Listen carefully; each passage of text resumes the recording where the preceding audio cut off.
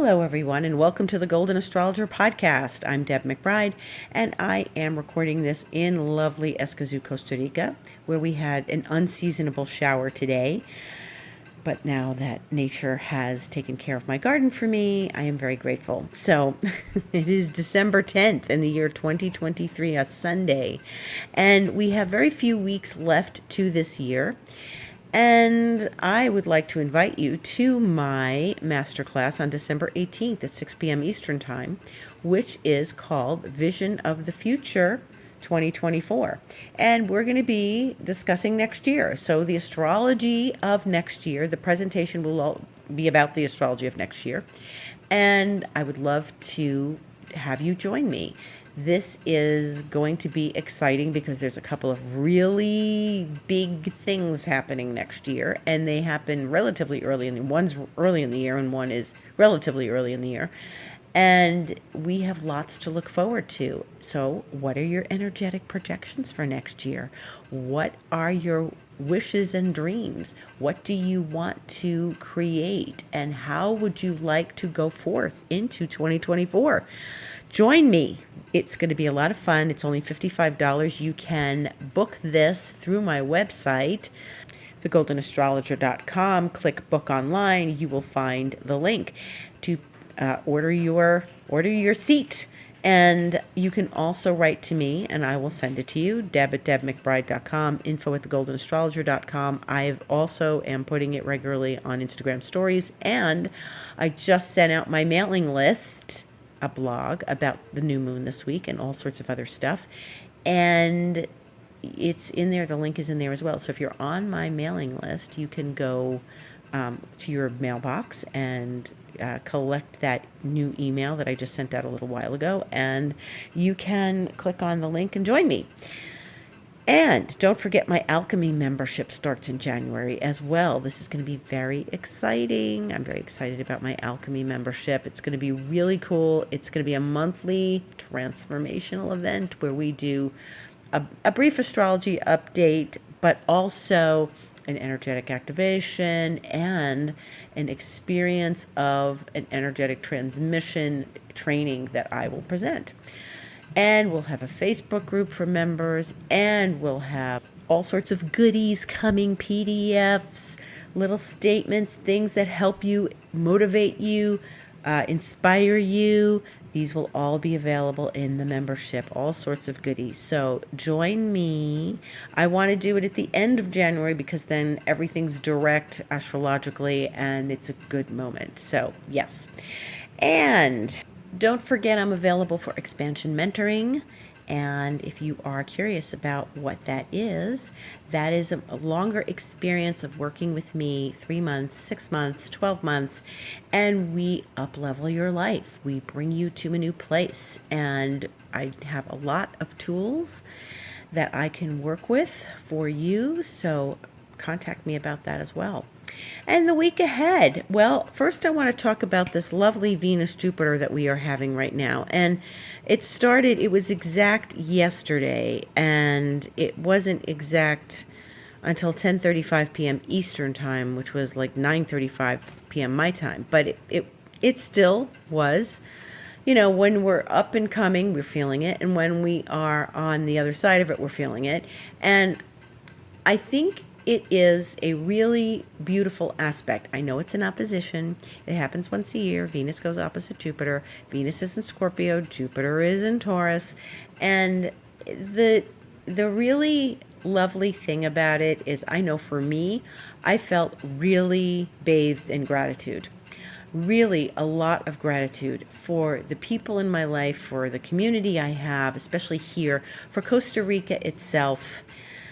And my lovely friends and I here went to a Christmas village yesterday. If you saw my stories on Instagram, I put the pictures up.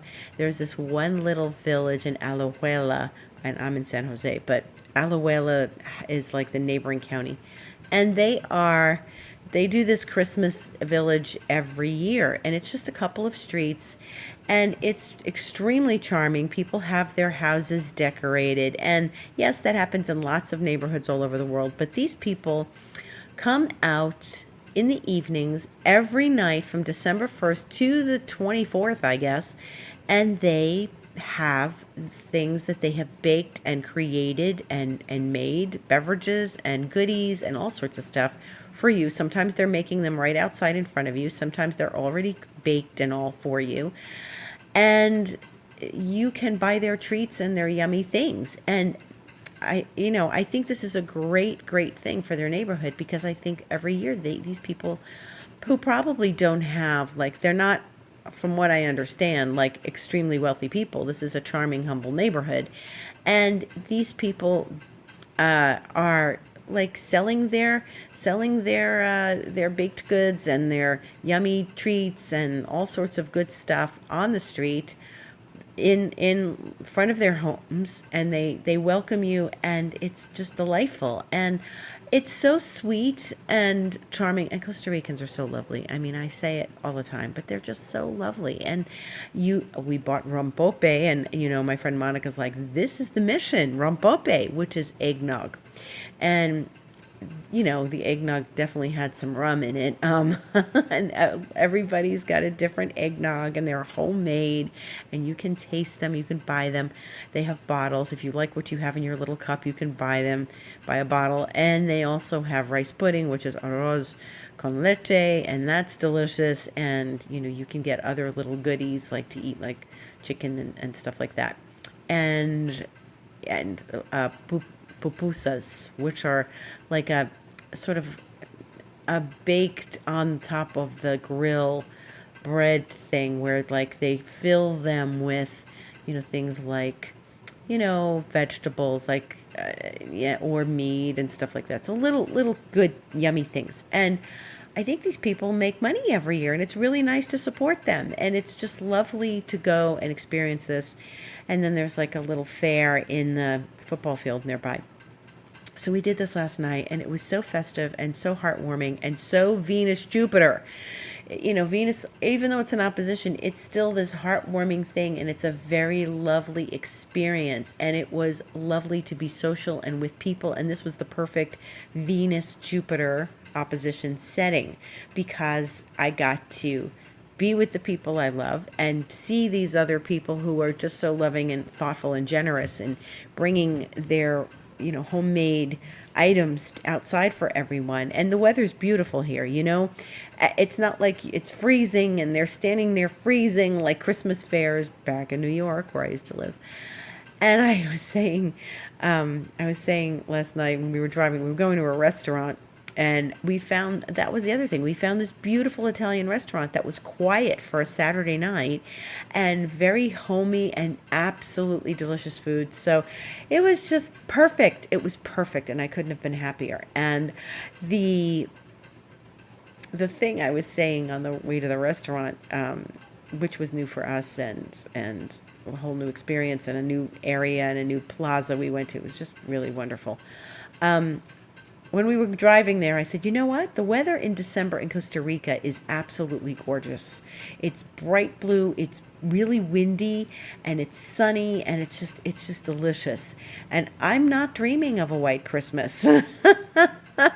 I'm really not. Those songs were written up north, and of course there's the Hawaiian Christmas song. But you know what? I'm so happy to not have snow, and honestly I don't miss that weather pattern. So yes, I'm not dreaming of a white Christmas, and I love the weather. December is like the best month. Everybody talks about what a great month December is, especially in San Jose. It's a really beautiful, sunny, bright blue, breezy, perfect temperature month. It's gorgeous. So absolutely outstanding. So that was Venus-Jupiter. And we have the new moon coming this week, and the new moon is on Tuesday, and I just wrote about it on my blog, so you can look at it. And it happens at 6:32 p.m. Eastern Time, and the moon is in Sagittarius, the sun is in Sagittarius. They are ruled by Jupiter. Shortly thereafter, about 7.5, less than 8 hours after that new moon, Mercury goes retrograde. So it'll be, depending on where you are, it'll be Wednesday morning, or if you're in the Pacific time zone, it'll be Tuesday night. And it's an amazing, interesting thing. And I'll tell you why. And I talk about this in my blog, that these two are connected because Mercury is retrograding in Capricorn. Okay, it's going to start its retrograde in Capricorn. It's going to go back to Sagittarius.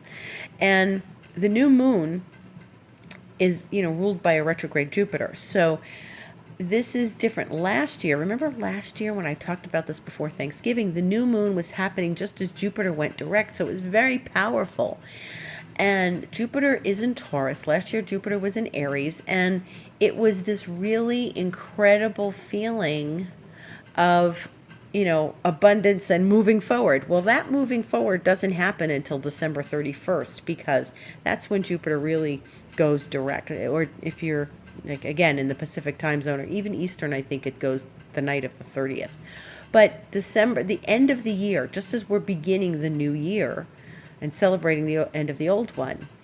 So we've got Mercury retrograde, which will go back into Sag in the coming weeks, and then this Jupiter, which is ruling this new moon, and the new moon happening just as Mercury's about to retrograde. So they're connected, and this asks for contemplation.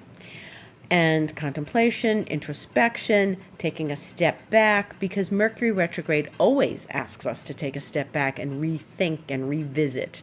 And so when Mercury retrograde happens at the end of the year, last year it went retrograde at like the 29th of December or something like that, or close to the very end of the year. So it's like retrograding just as we were starting the new year, which is why I kept saying we're not really starting the new year on January 1st. So that was very complicated, I felt.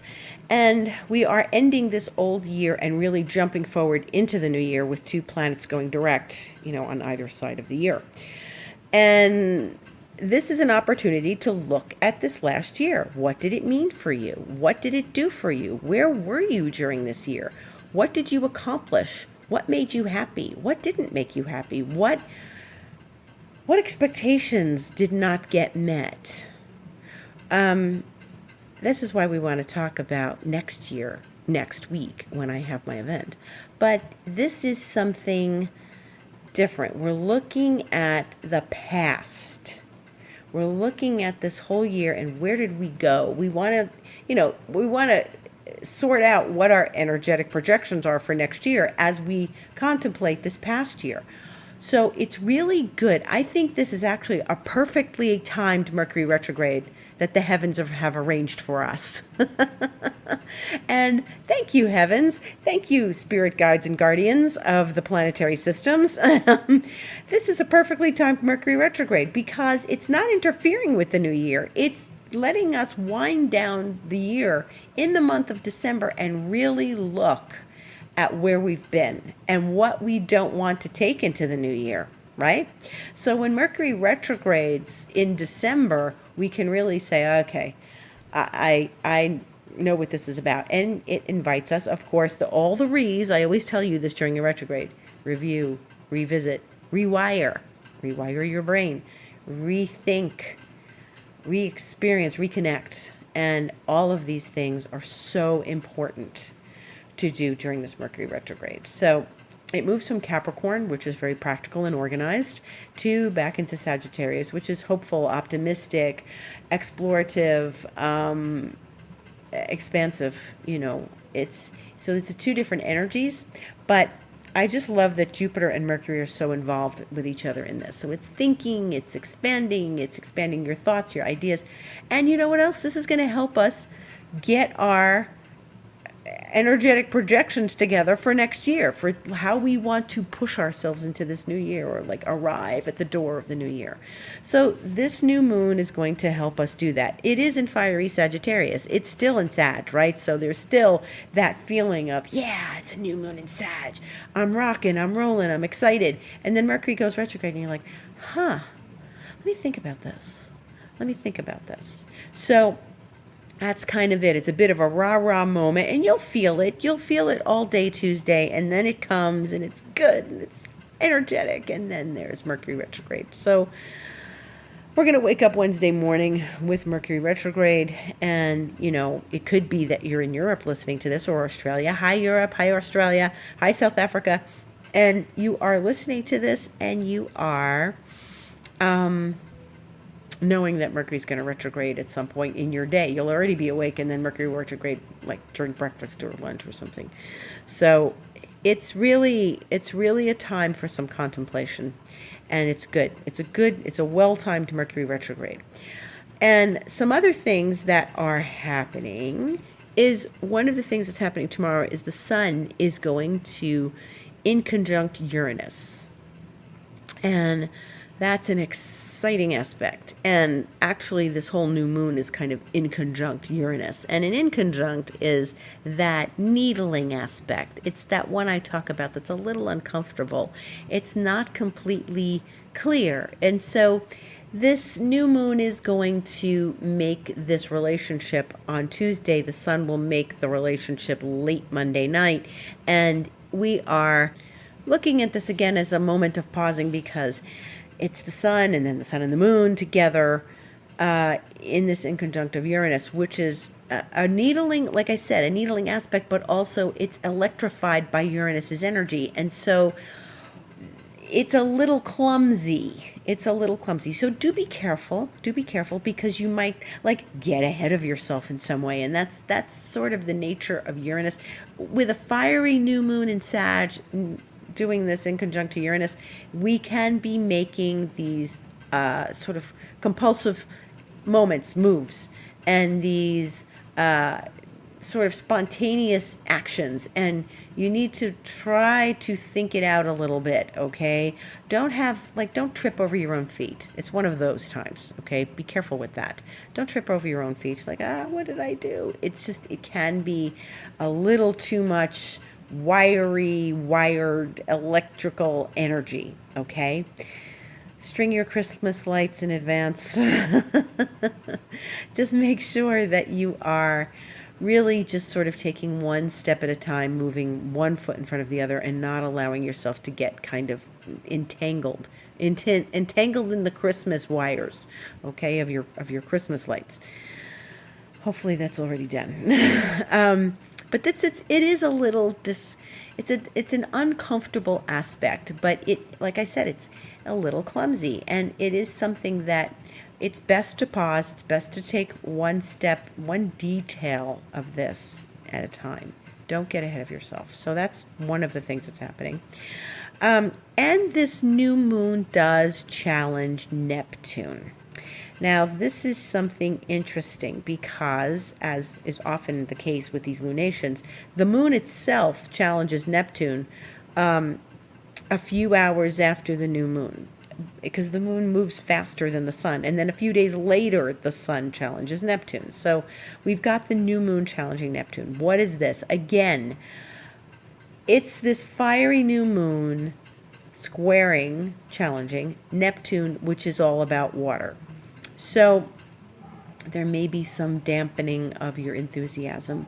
But again, Neptune asks us to use our intuition, to be sensitive, to connect to insights, to connect to intuition, and to make sure that we're listening very deeply. And it does bring us to a place of contemplation as well.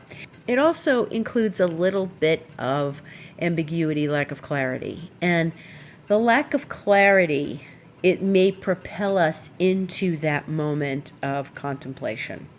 I really need to take a step back because I'm confused. This is not going as I expected, or I need to re-navigate. And that could be really just sort of sitting down and setting your ship a sail to some other destination than you thought you were already going. Remember what I talked about last week with Neptune: boats, rocking, water, going from point A to point B, but really point Z.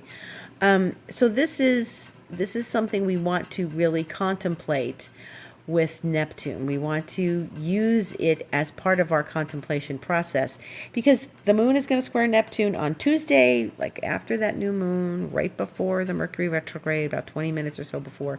And then Saturday, the 16th, next Saturday, a week from now, the sun is going to square Neptune. So this is all lingering in the air as we're working with our week, as we're moving through it and evolving through our week. So Neptune is going to be figuring prominently again this week, because of the new moon squaring it, because of the sun really digging in and squaring it next Saturday, and all of that Neptunian energy hanging in the air. And it's, and then there's Mercury retrograde. So this is asking us once again to really find our clarity, find our navigation, find the place where we think we are desiring to go as opposed to where we thought we should go. Okay. It's a re-navigation of your course. So please take the time to be with that. Take the time to be with the sun and Neptune and the new moon in Neptune. Okay, so there's some re-establishing where you're going with these.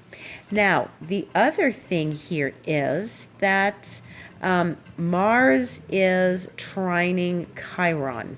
So this is an interesting dynamic because it is a smooth one, and they are both in fire. Mars is in Sag, trining Chiron, which is in Aries, Mars's sign. And so Mars and Chiron can work together in a very productive way here. And this is an excellent example of when you can really see your wounds, connect with what has been bothering you, and just either do something about it, do something productive about it, or see it for what it is and acknowledge it, give it the energy it needs, and then just move on with your life. So this is a good aspect. You may not notice it because it's a trine, and oftentimes trines just sort of glide by us. But if you notice, like you feel a healthier sense of self around certain things that might have triggered you or bothered you in the past, this is a really good reminder with Mars and Chiron. Okay, so this is something that we're having 5:55 p.m. Eastern Time on Friday the 15th, and I think it's a really good time to sort of sit with something, let it pass through you, work with it, and you'll get someplace. You feel like you're actually being productive with that energy. And also to recognize why something may have occurred in your life and what you learned from it. It's a good thing. Tomorrow we're also having Mercury and Venus speak very nicely to each other in an aspect called a sextile, which you've heard me mention before. And a sextile is a smooth flowing aspect. It's half a trine. So it's a 60-degree aspect. It's when something is in one sign, there's another sign in between, and then it's the next sign. So Mercury's in Capricorn and Venus is in Scorpio. So it's two signs between them, and that's a sextile. And Mercury and Venus are really good for communicating our creative pursuits, our creative desires, our love relationships, where we might want to tell someone we love them, our creative ideas. And this is something really very positive. So we like that. It's a really good thing. And it happens, every so often throughout the year because they both move relatively quickly. So it's actually it's a good thing to have, and it smooths things over very nicely.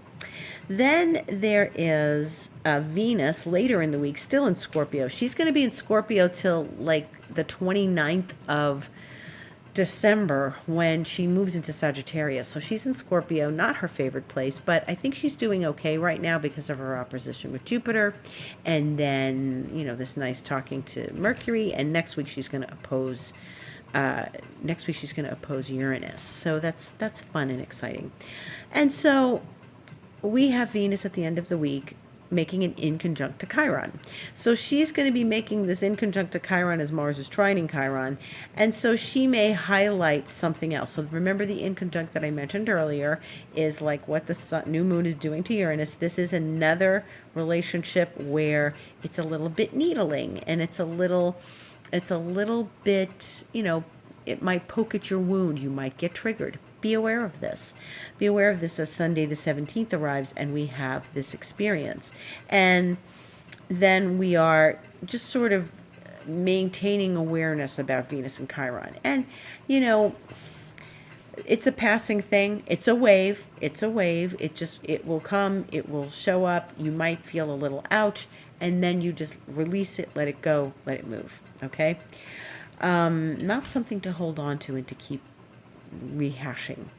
And Monday the 18th, which we'll talk about more next week, is going to give us that second Mercury trine Jupiter. So we got the Mercury trine Jupiter last week in the middle of the week as we were having Neptune station direct and all. We were getting that Mercury trine Jupiter the next day. That was Thursday.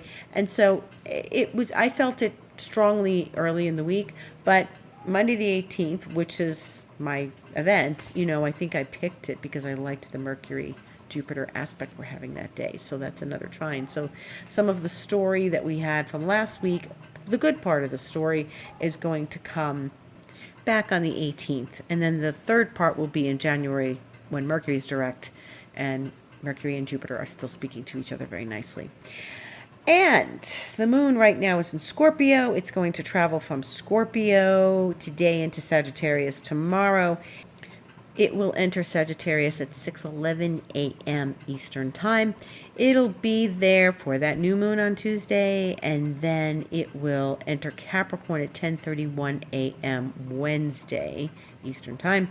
Stay in Capricorn, and it will then enter Aquarius on Friday when we're having that nice Mars trine Chiron.